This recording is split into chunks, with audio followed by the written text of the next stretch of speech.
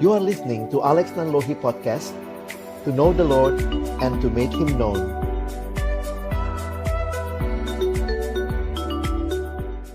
Mari kita berdoa sebelum kita membaca merenungkan firman-Nya.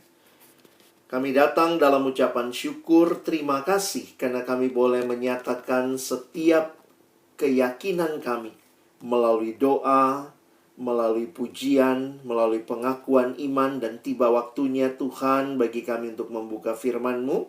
Kami mohon, bukalah juga hati kami, jadikanlah hati kami seperti tanah yang baik, supaya ketika benih firman-Mu ditaburkan boleh sungguh-sungguh berakar, bertumbuh, dan berbuah nyata di dalam hidup kami.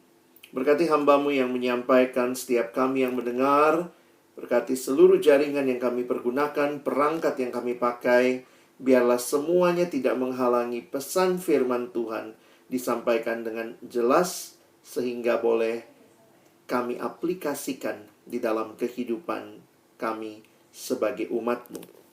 Waktu ke depan, kami persembahkan dalam tangan pengasihan-Mu dalam nama Yesus. Kami sudah berdoa dan menyerahkan pemberitaan firman-Mu. Amin. Shalom, selamat sore Bapak Ibu yang dikasihi dalam Tuhan Yesus Kristus.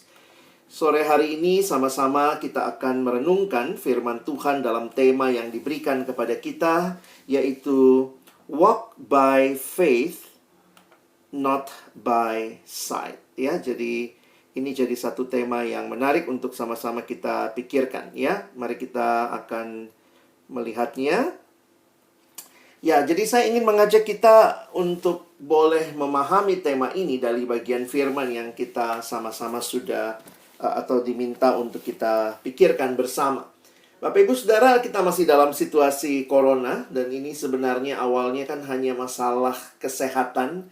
Tetapi sekarang bukan hanya masalah kesehatan, sudah menjadi masalah ya Bapak Ibu dalam pelayanan di sekolah juga ya. Ini jadi masalah pendidikan.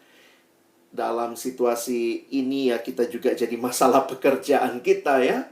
Bekerja harus dari tempat-tempat mungkin tidak semuanya bisa juga harus masuk bergantian dan seterusnya. Dan juga termasuk masalah spiritual ya. Karena kita beribadahnya pun online. Tetapi sekali lagi ini semua semakin menunjukkan kepada kita bahwa Tuhan kita juga adalah Tuhan yang tidak terbatas dengan semua keterbatasan situasi yang kita alami. Apa yang kita akan sama-sama baca sore hari ini diambil dari 2 Korintus 5 ayat 1 sampai 10. Apa yang menjadi tema kita ada dalam salah satu ayatnya di dalam 2 Korintus 5 ayat 1 sampai 10, yaitu nanti kita akan lihat di dalam ayat yang ke-7. Tetapi ya sebagaimana biasanya kadang-kadang kita tahu ayatnya tapi kita nggak mengerti konteksnya. Karena itu mari kita sama-sama membaca apa yang Paulus sampaikan dari ayat 1 sampai 10 untuk kita nanti bisa memahami ayat yang ke-7-nya. Saya sudah menuliskan seluruh ayatnya sehingga Bapak Ibu Saudara bisa mengikuti di layar. Karena kami tahu bahwa jika kemah tempat kediaman kita di bumi ini dibongkar, Allah telah menyediakan suatu tempat kediaman di sorga bagi kita. Suatu tempat kediaman yang kekal, yang tidak dibuat oleh tangan manusia. Selama kita di dalam kemah ini, kita mengeluh karena kita rindu mengenakan tempat kediaman sorgawi di atas tempat kediaman kita yang sekarang ini. Sebab dengan demikian kita berpakaian dan tidak kedapatan telanjang. Sebab selama masih diam di dalam kemah ini, kita mengeluh oleh beratnya tekanan karena kita mau mengenakan pakaian yang baru itu tanpa menanggalkan yang lama, supaya yang fana itu ditelan oleh hidup. Tetapi Allah lah yang justru mempersiapkan kita untuk hal itu, dan yang mengaruniakan roh kepada kita sebagai jaminan bahwa segala sesuatu yang telah disediakan bagi kita. Maka karena itu hati kami senantiasa tabah, meskipun kami sadar bahwa selama kami mendiami tubuh ini, kami masih jauh dari Tuhan. Sebab hidup kami ini adalah hidup karena percaya dan bukan karena melihat. Jadi Bapak Ibu cek konteksnya ya. Paulus lagi bicara tentang pengharapan akan tubuh kebangkitan yang mulia. Ayat 8. Tetapi hati kami tabah, dan terlebih suka kami beralih dari tubuh ini untuk menetap kepada Tuhan. Sebab itu juga kami berusaha, baik kami diam di dalam tubuh ini, maupun kami diam di luarnya, supaya kami berkenan kepadanya. Sebab kita semua harus menghadap takhta pengadilan Kristus, supaya setiap orang memperoleh apa yang patut diterimanya, sesuai dengan apa yang dilakukannya dalam hidup ini, baik ataupun jahat. Sedemikian jauh pembacaan firman Tuhan. Berbahagialah kita yang bukan hanya membacanya, tapi menyimpannya dalam hati kita, melakukannya dalam hidup kita, dan bahkan membagikannya. Bapak Ibu Saudara yang dikasihi Tuhan, apa yang Paulus sampaikan di dalam ayat-ayat ini menunjukkan apa yang dia yakini. Ya, di bagian yang kita baca, Paulus bicara tentang kemah. Paulus bicara tentang tempat kediaman. Apa yang dia maksud? Kalau kita memperhatikan bahwa dalam bagian ini Paulus membandingkan tubuh duniawi, itu dia sebut kemah, tempat kediaman kita di bumi, dan tubuh kebangkitan kita di masa depan. Itu istilah yang Paulus pakai tadi di ayat yang pertama dan kedua. Ada ayat pertama secara khusus ya, bagaimana merindukan apa itu tempat kediaman di sorga bagi kita, tempat kediaman yang kekal, yang tidak dibuat oleh tangan manusia. Jadi kalau kita perhatikan, Paulus dengan jelas menyatakan bahwa tubuh kita saat ini dikatakan membuat kita mengeluh. Tetapi ketika kita mati, kita tidak akan mendapat, atau kita tidak akan menjadi roh tanpa tubuh. Perhatikan istilah yang dia gunakan, kita nanti tidak kedapatan telanjang. Kita akan memiliki tubuh yang baru, yang akan sempurna untuk kehidupan kekal kita.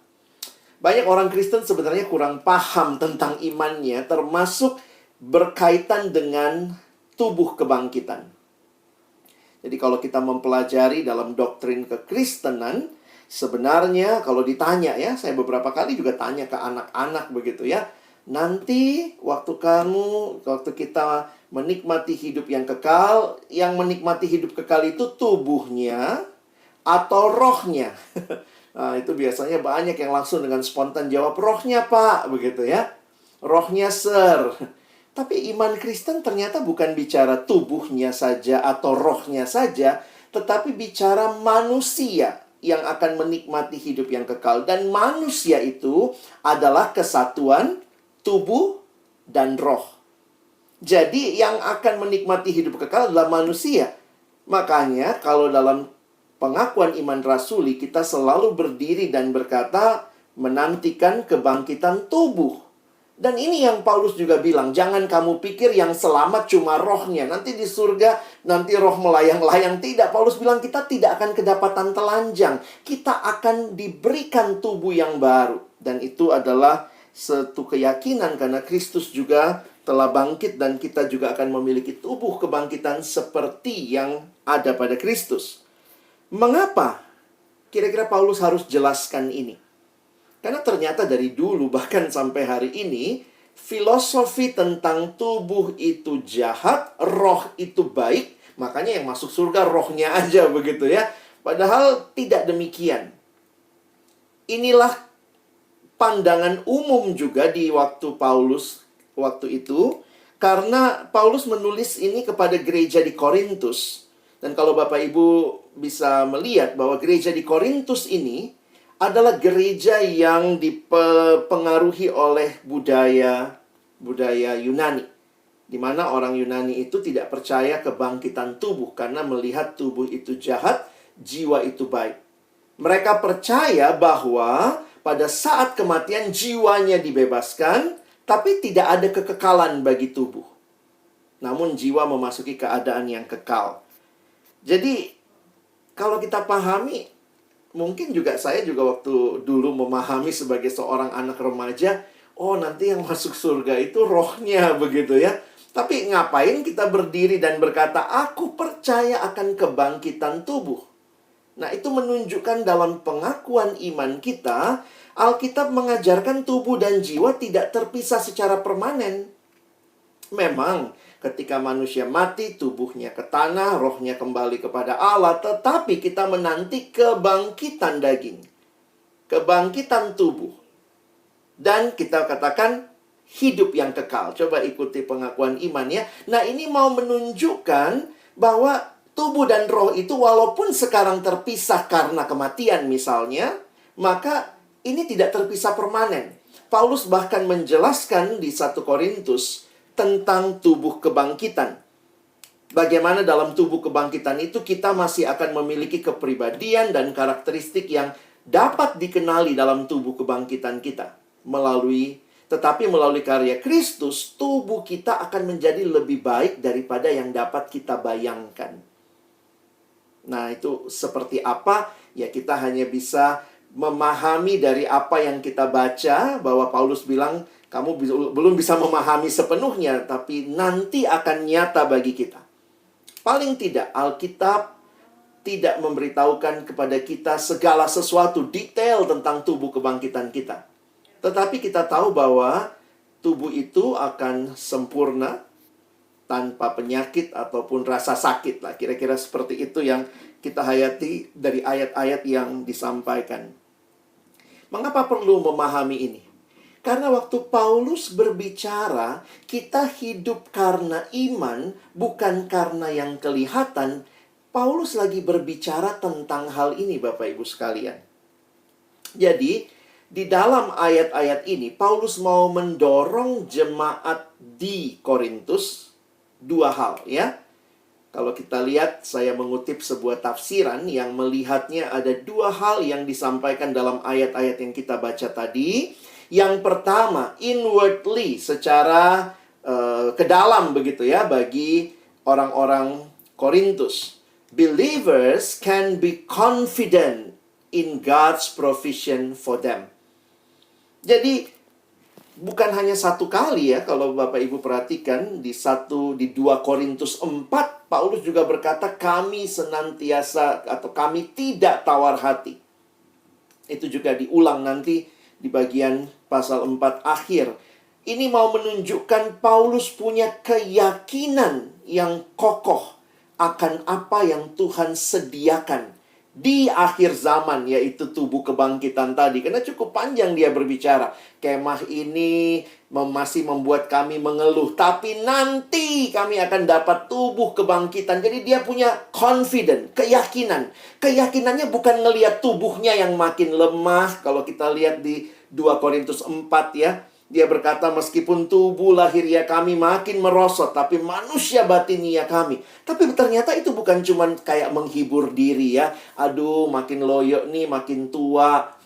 Aduh, udah nggak bisa sefit dulu. Tetapi Paulus bahkan punya keyakinan bahwa Tuhan akan memberikan tubuh kebangkitan yang baru, yang tidak dapat rusak, yang di dalamnya kita akan menikmati hidup yang kekal. Ini butuh ya, keyakinan-keyakinan seperti ini menghadapi pergumulan hidup. Bapak Ibu yang banyak sakit penyakit ngerti kali ya, betapa kita menantikan, bukan yang kelihatan ini mah udah makin merosot ya. Tambah tua, tambah banyak sakitnya, asal check up, ketemu satu lagi. Check up, dapat satu lagi. Tapi ada keyakinan yang belum kita lihat, tapi dalam iman kita percaya. Ini confident-nya. Dan yang kedua, outwardly. Ya, outwardly itu sebenarnya nanti kita bisa lihat ya. Saya coba angkat outwardly-nya dulu. Kalau Bapak Ibu perhatikan, itu adalah sebuah kehidupan yang merefleksikan prioritas Allah di dalam dunia. Maksudnya apa? Coba perhatikan ayatnya. Kalau kita tadi baca di ayat yang ke-9 dalam terjemahan Indonesia, kalimatnya begini ya. Sebab itu juga kami berusaha, baik kami diam dalam tubuh ini, maupun kami diam di luarnya, supaya kami berkenan kepadanya. kepada Allah. Maksudnya apa? Terjemahan NIV, New International Version, memberikan hal yang menarik dalam terjemahan ini. Paulus berkata, "So we make it our goal to please Him, whether we are at home in the body," maksudnya di tubuh yang sekarang, ataupun bukan dalam tubuh ini, ataupun di luarnya. Perhatikan, make it our goal. Jadi jelas sekali, Paulus punya keyakinan bahwa dari luar, hidup yang sekarang dia nikmati. Jadi walaupun hidup yang sekarang ini ya sakit-sakitan mungkin ya, atau hidup tubuh yang sekarang ini juga belum menjadi seperti yang Tuhan janjikan, tapi goalnya dalam hidup yang sekarang, prioritasnya adalah untuk memuliakan Tuhan. Jadi Bapak Ibu jangan cuma hidup dengan ayat yang tadi ya. Kalau cuma hidup dengan ayat nanti tubuhnya akan dibangkitkan, tapi kemudian sekarang hidupnya loyo gitu ya. Ada yang begitu kan, saking berimannya rasanya nggak usahlah usaha, nggak usah olahraga lah. Tubuh kebangkitan segala-galanya, tubuh kebangkitan segala-galanya. Sekarang mau sakit kayak mau apa, nggak dirawat tubuhnya, tidak dijaga. Nah itu saya pikir bertentangan dengan ayat 10. Jadi kalau kita gabungkan indah sekali Bapak Ibu ya, bahwa kita hidup sekarang dengan visi keyakinan yang akan datang, tetapi juga dengan keterbatasan yang sekarang. We make it our goal, ya. Perhatikan kalimatnya. We make it our goal to please Him. Jangan tunggu nanti kalau saya punya tubuh kebangkitan baru saya please God. No. Even in your very limited strength, in your body. Yuk kita melihat. Jadi Bapak Ibu saya harap kita dapat dua hal ini ya. Ini satu paket ya. Jadi jangan cuma ayat 7-nya saja. Karena ayat 7 kalau kita tidak pahami secara utuh, kesannya lari dari kenyataan kan. Oh nggak peduli yang sekarang, yang penting yang nanti. Terus sekarang nggak check up, nggak minum obat, tidak jaga kesehatan. Jadi jangan seperti itu. Nah sekarang kita masuk ke yang janjinya gitu ya. For we live by faith. Nah ini inward. Keyakinan bahwa kita tidak hanya akan melihat yang sekarang, tapi dalam iman kita punya keyakinan dengan sebuah prioritas yang akan Tuhan berikan, yang Tuhan provide untuk kita ya. Confident in God's provision for them. Nah kalau kita perhatikan ayat yang ke-7, maka Bapak Ibu bisa perhatikan ya, saya coba cari beberapa terjemahan bahasa Indonesia untuk make it clear. Hidup karena percaya, bukan karena melihat. Itu terjemahan baru kita. Kalau BIMK, sebab kami hidup berdasarkan percaya kepada Kristus, bukan berdasarkan apa yang dapat dilihat. Nah, ada terjemahan yang menarik, TSI ya, terjemahan sederhana Indonesia. Hanya oleh karena percaya penuh kepada semua janji Allah, bukan hanya kepada hal-hal yang kelihatan. Kalau AMD, ini namanya Alkitab versi mudah dibaca. Dia berkata, berdasarkan iman, bukan berdasarkan yang kami lihat. Apa sih maksudnya? Nah, saya ingin ajak kita, apa maksudnya? For we walk by faith, not by sight. Jadi di dalam dunia ini, di dalam hidup ini, is not the only thing or even the ultimate expression of our life. Hidup yang sekarang bukanlah satu-satunya hidup yang bakal kita nikmati. Tapi bagi orang percaya, the best is yet to come. Kita akan mengalami hidup yang Tuhan janjikan.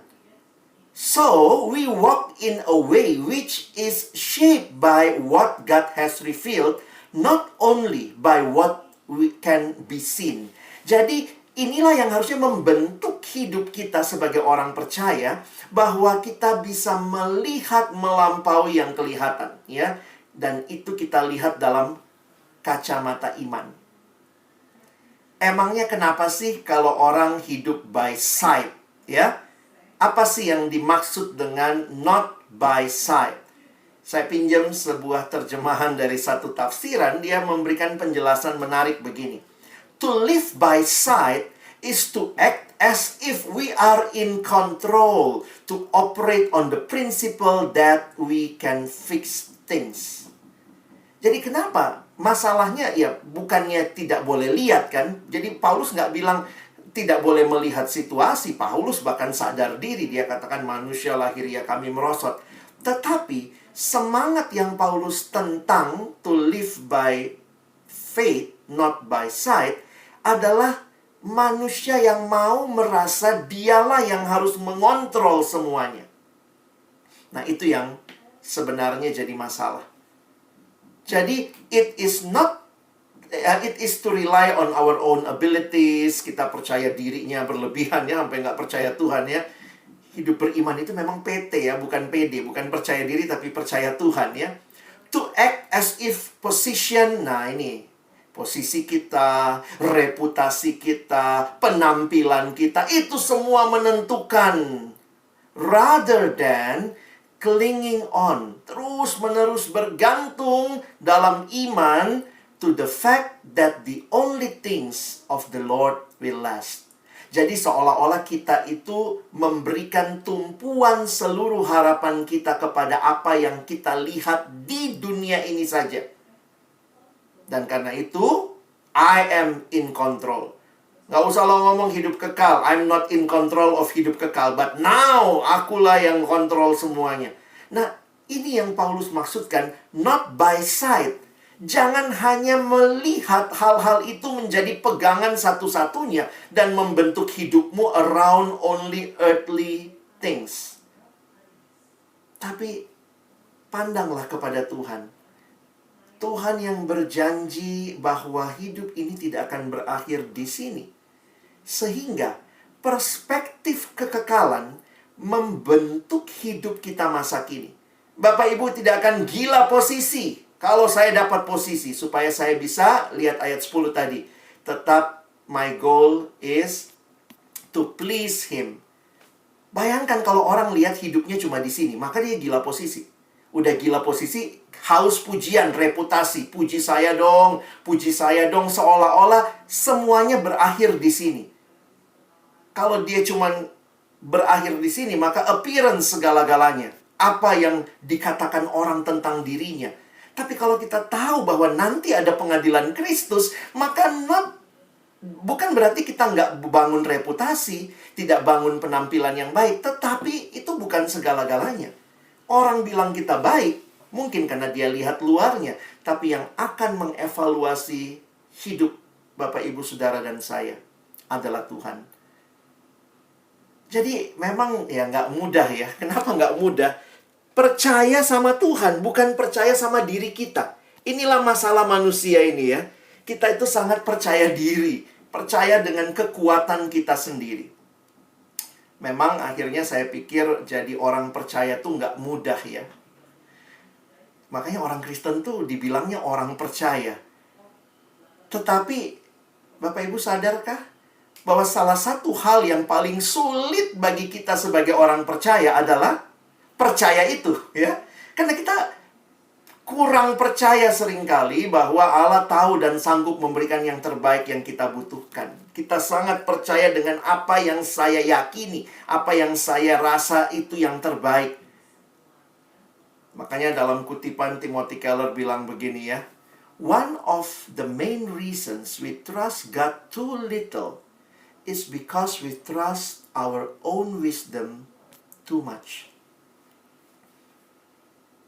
Dan memang hidup beriman itu nggak mudah ya. Ini masalah fokus. Di mana fokus kita? Ketika tantangan datang, apakah kita fokus sama situasi, kondisi, informasi, data? Nggak mudah Bapak Ibu ya. Situasi COVID ini kan tiap hari keluar data ya. Apakah kita hanya melihat itu? Kadang-kadang kalau dibilang 1000 ya, banyak orang melihat itu sebagai angka. Tapi itu di belakang itu nama orang-orang yang meninggal. Itu di belakangnya ada suaminya, ada istrinya, ada keluarganya. Jadi kalau kita hanya memandang dari kacamata sekarang, kita hanya melihat ya yang kelihatan saja. Tapi di balik itu ya, Apa yang kita perlu minta Tuhan bukakan mataku untuk melihat? Apakah kita berfokus pada situasi, pada kondisi, pada informasi, data-data saja? Atau bahkan yang menguasai kita, seringkali dalam situasi begini yang menguasai itu ya, situasi, informasi, bahkan perasaan kita. Apalagi kalau anak-anak sekarang generasinya yang bilang trust your heart gitu ya. Just follow your heart. Enggak. Hati-hati, khususnya dengan feeling ya. Kalau Bapak Ibu perhatikan, don't trust your feeling always gitu ya. Karena atau tidak semua feeling itu benar. Contohnya apa? Ya inilah situasi begini. Langsung merasa Tuhan nggak deket, Tuhan jahat. Kadang-kadang feeling kita itu bukan kompas kehidupan. Jangan menjadikan feeling sebagai ukuran Tuhan mengasihi saudara atau tidak. Don't trust all your feelings. Makanya lihat tadi ya, fokusnya kemana? Kepada percaya penuh. Saya senang terjemahan TSI ini ya. Waktu saya tadi banding-bandingin terjemahan, ini terjemahan yang paling saya pikir memenuhi atau apa yang menjadi semangat dari ayat-ayat ini. Percaya penuh kepada semua janji Allah. Jadi bukan fokus sama perasaan. Aduh, perasaanku Tuhan jahat, Tuhan meninggalkan. No, walaupun saya feel that, but I need to trust dengan janji Allah bahwa dia tidak seperti itu. Ada 3 ketakutan Bapak Ibu sebagai bagian terakhir perenungan kita. Ada 3 ketakutan yang waktu disurvei menjadi ketakutan terbesar banyak orang. Jadi 3 teratas. Yang pertama itu ketakutan akan masa depan. Fear of the future. Ya benar ya, kita juga belum bisa lihat ke depan seperti apa ya. Tapi bagaimana? Apa yang kita pegang untuk melangkah ke depan? Kadang-kadang kita bisa pegang situasi, karena situasinya memungkinkan. Kita bisa pegang data, oh ternyata dalam situasi ini. Tapi apakah itu pegangan satu-satunya? Justru harusnya kita berpegang kepada firman Tuhan. When you fear of the future, maka ada yang kita yakini. Kita bukan yakini situasinya, karena kita juga belum tahu apa yang ada di masa depan. Tapi misalnya ya, kita baca Alkitab. Nah, janji Tuhan, janganlah hatimu iri kepada orang-orang berdosa, tetapi takutlah akan Tuhan senantiasa, karena masa depan sungguh ada, dan harapanmu tidak akan hilang. Bapak Ibu kalau lihat data, kadang-kadang data itu langsung bilang, ya tahun depan sulit, begini segala macam. Benar sih ya, itu berdasarkan research, survei. Tapi mata iman kita harusnya bisa melihat kepada Tuhan melampaui situasi. Masa depan sungguh ada, harapanmu tidak akan hilang. Ini janji Tuhan. Nah, apa yang kita pegang nih? We live by faith or by sight. Ketakutan kedua, fear of failure. Takut gagal. Dan ini ketakutan banyak orang. Anak-anak kita juga punya ketakutan itu. Tadi kita udah nyanyi ya, percayalah kepada Tuhan. Jadi akhirnya kita harus lihat lagi ya, bagaimana Tuhan meyakinkan kita dengan firman-Nya. Percayalah kepada Tuhan dengan segenap hatimu. Jangan bersandar kepada pengertianmu sendiri. Akuilah dia dalam segala lakumu, maka ia akan meluruskan jalanmu. Terakhir nih, fear of loneliness. Wah, ini juga jadi sesuatu yang menyedihkan. Dalam situasi COVID juga, saya bahkan juga beberapa kali itu sampai cukup terpengaruh ya, ketika orang-orang yang dekat, yang dikasihi meninggal, lalu kemudian meninggal dalam COVID. Tidak ada keluarga yang bisa lihat. Penguburan juga semuanya by Zoom begitu ya, hanya beberapa orang yang bisa datang. Saya sempat mikir gitu ya, sepi banget gitu ya, sedih banget orang yang meninggal seperti itu. Tapi waktu saya saat teduh Bapak Ibu ya, ada ayat yang kemudian Tuhan kayak bilang, kamu lihatnya dengan mata manusia. Kalau dia anakku, aku tidak akan meninggalkan dia. Aku gembala hidupnya. Dalam satu ibadah penghiburan yang saya pimpin, bicara Mazmur 23, saya pikir, ya kita lihatnya sedih ya. Kita sampai nangis kalau kita tahu orang yang kita dekat harus meninggal dalam COVID ini, nggak ada yang bisa nemenin. Tapi waktu saya menyadari bahwa Allah tidak meninggalkan, wow, Bapak Ibu, apa yang sebenarnya sedang memimpin kita? Perasaan kita kah? Dan perasaan membuat kita seringkali lupa bahwa banyak janji Tuhan. Kamu adalah sahabatku. Tuhan katakan itu. Inilah keindahan hidup kita. Bukan berarti tidak ada masalah, tetapi keindahan hidup karena ada Tuhan yang berjalan bersama kita melewati semua masalah. Mari kita benar-benar bangun hidup yang berpengharapan kepada Tuhan. Yesaya mengingatkan jangan berharap pada manusia. Manusia tidak lebih dari embusan nafas. Do not walk by sight, but walk by faith. Karena itu iman harus dibangun, Bapak Ibu ya. Gimana bangunnya? Ya saya pikir kita udah tahu lah. 3 hal ini. Roh Kudus berdiam dalam diri kita. Firman Tuhan menuntun hidup kita. Kalau perasaan kita bilang Tuhan gak sayang, maka jangan pegang perasaan, pegang firman Tuhan. Itu kebenaran, itu patokan hidup. Baca kitab suci, doa tiap hari, menolong kita bertumbuh dalam iman. Kita kan harus walk by faith. Ayo baca Alkitab sama-sama. Ini bukan sekadar sesuatu yang kita belum tahu ya, sudah kita pahami. Dan kita punya komunitas. Komunitas sesama orang percaya yang mau sungguh hidup bagi Tuhan. Walk by faith adalah sebuah perjalanan iman yang Bapak Ibu juga harus membangunnya dengan terus fokus kepada Tuhan. Jalanilah hari-hari ke depan bukan dengan mengandalkan diri, walk by sight, tetapi mengandalkan Tuhan. Pegang janjinya, karena itu janji-janji yang menghidupkan kita. Mari berdoa. Tuhan, terima kasih buat firman-Mu. Tolong kami sekali lagi. Bukan cuma jadi pendengar-pendengar yang setia, mampukan kami jadi pelaku-pelaku firman-Mu. Hamba berdoa jika ada Bapak Ibu yang merasa ketakutan dengan pergumulan hidup, pergumulan keluarga, pergumulan dunia, COVID ini, Tuhan hiburkan dengan janji-janji-Mu. Bagi Bapak Ibu sekalian yang mungkin juga mengalami ketakutan akan kegagalan, hal-hal yang direncanakan tidak berjalan sebagaimana mestinya. Tuhan, tolong kami berpegang pada janji-janji firman-Mu yang tetap melihat Tuhan bahkan di situasi yang paling sulit. Dan jika ada Bapak Ibu yang merasa kesepian di tengah-tengah situasi yang terjadi, ingatkan ada Tuhan yang berjalan dan tidak akan pernah meninggalkan. Dan itulah keyakinan kami. To walk by faith, not by sight. Kami bersyukur. Tolong kami bukan cuma jadi pendengar, tapi jadi pelaku firman-Mu. Dalam nama Yesus kami berdoa. Amin.